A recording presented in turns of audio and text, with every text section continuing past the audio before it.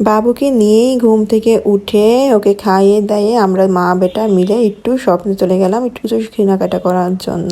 তা আজকে বেশ রোদ ছিল। আসসালামু আলাইকুম, কেমন আছেন সবাই? আশা করি সবাই খুব ভালো আছেন। আজকে প্রচুর রোদও ছিল, তেমন আকাশের বাতাসও ছিল, তেমন বাইরের জ্যামও ছিল। তা বাবু নিয়ে বেরিয়েছি, রিক্সা নিয়ে নেয়, হেঁটে হেঁটে বাসায় চলে আসলাম, কেন একদমই তো পাশে। তারপর এইটা না আর কি বলে, এটাকে ডালা বলে না কি বলে, এটা দেখলাম যে ভ্যান গাড়িতে খুব সুন্দরভাবে এটা বিক্রি করতেছে, দেখতে আমার বেশ ভালো লাগলো। তো ভাবলাম এটা নিয়ে নিই, দুইটা নিলাম, দামটাও কিন্তু বেশি কম ছিল, এই জন্য নিলাম। আমার জিনিসটাও বেশ ভালো লাগলো চোখে দেখতে। তো বাবুর জন্য টুকটাক কিনে নিয়ে আসলাম। ও তো চিপস তারা বোঝেনি, থাকেই না একদম। তারপর একটু খাওয়াতে লাগলাম, ব্যাস ছেলে সে দুষ্টামি শুরু করলো। ওকে আমি এমনি তো হাতে খাওয়াই না, কারণ ও চামচ করেই খাওয়াই। আজকে আমার ছেলে একটু ডাল ভাত খাবে দেখে আমি হাতে করে করে খাচ্ছি।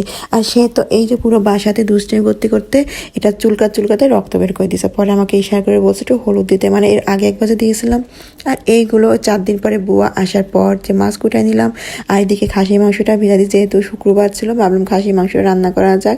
আর আমি তো বিকেলের দিকে রান্না করব, তো আগে এগুলো ভিজাই দিই, কারণ এগুলো অনেক সময় বরফটা গলতে বেশ সময় লেগে যায়, রান্নার সময় খুব ঝামেলা হয়ে যায়, যে আমি ঘুম থেকে উঠে যাওয়ার পরই সব কিছু ভিজায় রাখি। তো এইগুলো পাঁচমিশালি মাছ যেহেতু, আর এগুলো আমি একসাথে করে রাখবো না, এই জন্য আলাদা করে রাখবো, কারণ অনেক রকম মাছ মিক্স করা রয়েছে, যখন যেটা রান্না করব যাতে ওই সময় সেটাই বের করতে পারি, এই জন্য আর কি সব একটা টুকরা করে রাখতেছিলাম। আর টাকিমার যেহেতু ভর্তা খাই, ওটা তো আলাদাই থাকবে, কেন বের করার সময় ঝামেলা হয়ে যাবে, সব একবারে ভিজানো লাগবে। বাসাতে এমনি বাবুকে নিয়ে টাইম দিতে পারি না ঠিকভাবে, মনে হয় যেন কম দিই। যখনই ওকে ঘুম পাড়ায় মনে হয় যেন আমি কি সারাদিন ওকে ঠিকভাবে সময় দিতে পারলাম নাকি কম দিতে পারলাম, মনটা নিজের কাছেই অনেক রকম প্রশ্ন করে। তারপরও আবার যদি কাজের মহিলারা না আসে তখন আরও বেশি মেজাজ খারাপ হয়ে যায়, মানে বাচ্চার পরে রাগ ওঠে, নিজের পরে রাগ ওঠে, সব তো সামলায় উঠতে হয়, তাই না? সংসারে তো আর একটা কাজ থাকে না, হাজার হাজার কাজ থাকে। এই যে একটা কাজ আমার ছেলে করতেছে, মানে এটাও ও ফেলা গেলে সেটা তো আমাদেরই কাজ। এটা আসলে পুরুষ মানুষরা বোঝে না, তারা সারাদিন বাসার বাইরে থাকে, তো ঘরে এসে যখন আমরা সব গোছগাছ করে রাখি, সব কিছু পরিপাটি করে রাখি, তারা মনে করে যে এমনই আমরা থাকি। আসলে না, আসলে এগুলো আমরা করে রাখি, আমাদের কাজের কোনো শেষই নাই। যতক্ষণ রাত জেগে থাকবো ততক্ষণই যেন কাজ। রান্নাঘরের কাজ তো কি বলবো, মানে একটা থুয়ে একটা, কোনটা বাদ আছে বলেন তো? সব কিছুতে কাজ, মানে কাজ আর কাজ। তা এইগুলো আসলে বলার মতন কিছু নেই। আর নিজের সংসারের তো কাজ নিজের মতো করে করতে হয়। আর যারা মানে যেমন থাকে আর কি, কেউ ভালোভাবে থাকে, কেউ খারাপভাবে থাকে, সবারই পরিবারে কাজ থাকে, কিন্তু এটা আসলে বলা যায় না, কেন কাজ তো কাজই করতেই হবে প্রতিদিনকার মতন।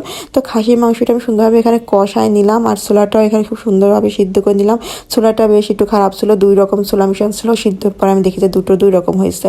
আর ডিমটা টিস্যুর পার নিয়ে কেন কাটলাম, যাতে করে ডিমটা দৌড় না মারে, কেন ডিম তো পিছলা হয় না, এই জন্য টিস্যুর পার নিয়ে আমি সুন্দরভাবে কাটলাম। আর খাসির মাংসতে একটু আমি দিয়ে দিলাম টক দই। টক দইটা দিতে হয় কি হয় না জানি না, কিন্তু টক দই নাকি দিতেই ভালো লাগে আর কি খাসির মাংসে, তো আমার কাছে অতটাও মনে হয় না। তো এখানে পেঁয়াজের জন্য একটু ঝাল কম দিয়ে করি, কারণ বাবু আমার টুকটুক টুকটুক করে খায়। আর এখানে আমি একটু ঝাল ঝাল করে এটা মাখাতে এসেছি, কিন্তু আমার পুজোটা এই যে ফাঁক দিয়ে দেখেন না, আমার কোলের ফাঁকে চলে আসছে, মানে একদম সে উকি মেরে মেরে দেখতেছে, মানে সেটা নিবে, সেটা কসলাবে, চটকাবে, ফেলবে, ভাঙবে, মানে সে আমাকে খুব রিকোয়েস্ট করতেছে মনে মনে যে মা এটাকে আমাকে দিয়ে দাও, আমি এটাকে ইচ্ছা মতো দেখো কি করি। তো আমি তো মানে কি বলবো, ছেলেকে সে হ্যান্ডেল করতেছি, ওটা মাখাচ্ছি। তো এই যে বড় বড় রসগোল্লা আর বমগুলো আমি এখানে দিয়ে দিলাম। তো এইদিকে আমার খাসির মাংসটা কিন্তু হয়ে গেল। আমি তো যেহেতু প্রেশার কুকারে দিয়ে মাংস রান্না করি না, চুলোতে দিয়ে করি, গ্যাস গেলে যাক বাবা, কিন্তু রান্নাটা আমার একদম ভালো হতে হবে। তো এইদিকে 2 ভর্তা করে দিলাম, তারপরে এই যে চচ্চড়িটা করে দিলাম। আর এখানে যে বোমগুলো ফুটতেছে, সুন্দরভাবে 4টে বোম বসাই দিলাম, এত বড় বড় হয়েছে, বলতে চাই এত বড় বড় কেন। আর আমার রান্নাঘরের সামনে আমার পুচু বসে থাকে, আমার শান্তি লাগে, খুব শান্তি লাগে, কারণ আমি ওর সাথে কথা বলি আর রান্না করি, আর সেও আমার সাথে কথা বলে আর রান্না করে। মা ছেলে মানে এইভাবে করে গল্প করি, কেমন জানি। আল্লাহ হাফেজ।